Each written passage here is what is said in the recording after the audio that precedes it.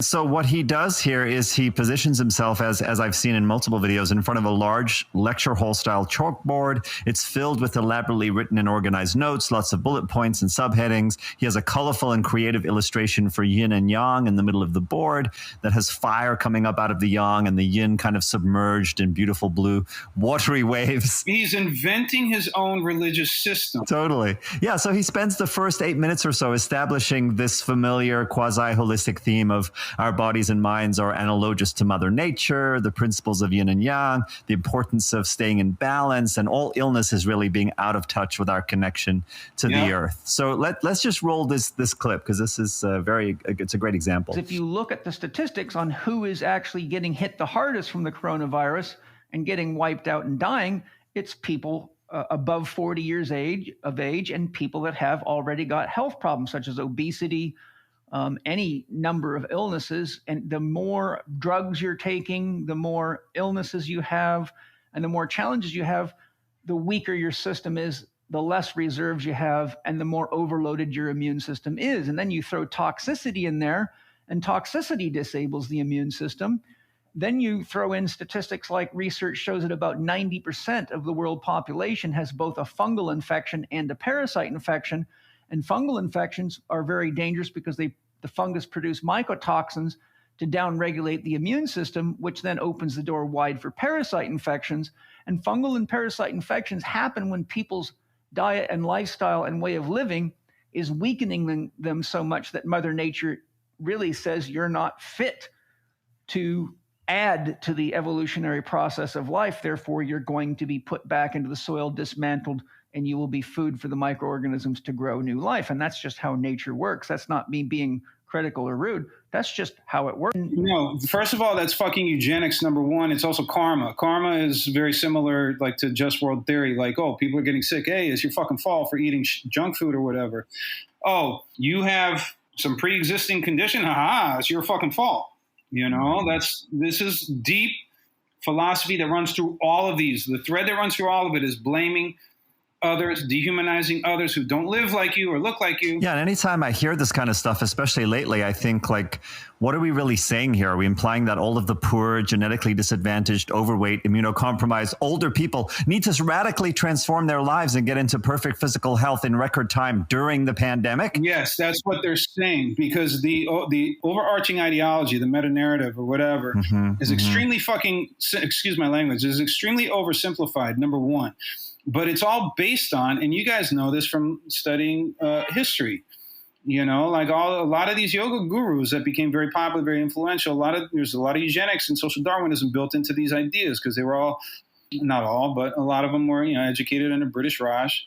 So these ideas are embedded in the philosophy, the ideology, and yes, it's just world theory or karma, or you deserve whatever happens to you because you didn't live like me. You didn't meditate like me. You didn't eat organic kale juice or celery juice or whatever. That portion of the talk, in terms of how, like, he has this plan for you to prepare and protect yourself from COVID, he's talking about diet and exercise and all of the familiar stuff that we've been nailing down. Here's where he goes in the next direction. Explaining how not sweating the small stuff or getting caught in fear is part of keeping your immune system strong. And at this point, we're about 3/4 of the way through a 52-minute presentation, which obviously, you know, as you said, Antonio, he was ready to go with. It's kind of disaster spirituality, right? It's opportunistic marketing based on what we're going through. Now we're firmly ensconced in his version of the power of the mind. It's a Christian Science style manifestation rhetoric around how to supposedly protect yourself from COVID. Let's roll that. The highest scientists in the world know the placebo effect is real, because for drugs to be approved, they have to actually perform as good or better than the placebo effect. The point is, the placebo effect works backwards.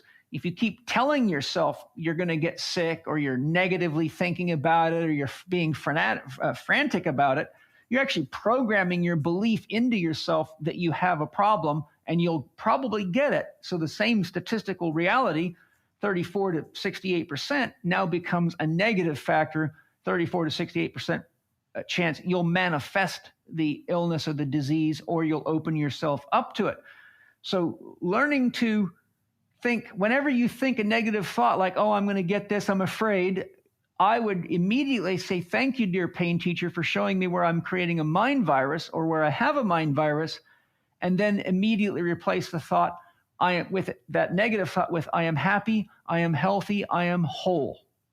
I am happy, I am healthy, I am whole, and visualize yourself and feel yourself as happy, healthy, and whole, and then you will induce a positive psychological effect.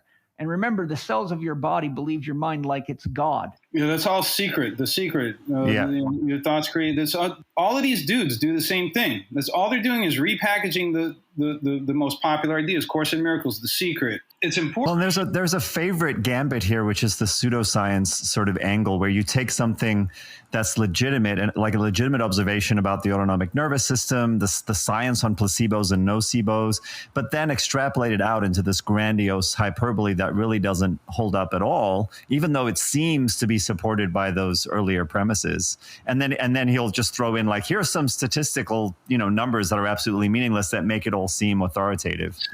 Seem real. And I think that for the vast majority of Americans, it's very easy. It's very appealing. And this is why it's dangerous, is because like all of these ideas are extremely overstated. The benefits are overstated. They're exaggerated. Yeah. Like this whole idea that your disease is your fault because your thoughts were negative. It doesn't matter if there's cholera or COVID or yellow fever or whatever. If you got sick, it's because you were thinking bad thoughts or you didn't eat the right foods or you're somehow at fault. And I think this is really damaging and dangerous and underlying almost all of fitness and wellness and yoga culture. And what's really mystifying is the marketing technique of contempt that seems to work. Because as you say, Antonio, you were pretty emphatic about it a few minutes ago when you said that, these guys don't care about you if you have health problems. They don't care about your your structural injustice that you deal with. And they're almost open about that in the sense that as the sort of blame structure of the argument, it's your fault that you get sick, is repeated over and over again. And I'm just wondering, like, how that can work. What is being sold except, I guess, a vision of the person's confidence? Because it's not like there's any real empathy that's being offered. There's empathy if you're a consumer, if you're a customer. You got money, you get plenty of empathy. But everybody else, you're already dehumanized because of the ideology. So somehow the consumer has to sort of step over the threshold of that dehumanizing argument and buy into it. Do you know what I mean? That's a weird In order moment. To self-improve, right? In order to become... I guess, right. You have to admit that you suck as bad as the influencer says you do. Yes, and a lot of people already accept this. James Corbin, I think this is he's a celebrity, the dude that does the songs and stuff like this. I don't actually... Mm-hmm. He did a video like a year ago, 1 or 2 years ago. And he said he was doing a video about Bill Maher fat shaming people on his show. Yes. So what a lot of people missed on that video was two things. Number one, Bill Maher is trash. He's a conservative trash can, number one. Number two is what that dude said, I think it was James Corbin, is he said, Bill Maher, fat shaming is bad.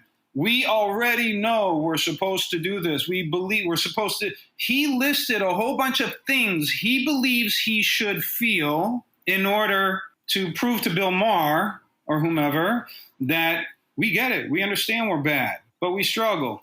So there's two layers. There's first, the fat shaming is very common. You cannot have these body hierarchies and these cultures without shaming others. It doesn't exist. It's part of the ideology. It's, I'm unworthy. We should feel shame. We should suffer. We should be miserable. That's what he's saying. So that's an important point, is that people already believe these ideas, and overweight people, poor people, people without health care. These people are already dehumanized in this country. This country doesn't give a fuck about poor people. Look at what's happening right now.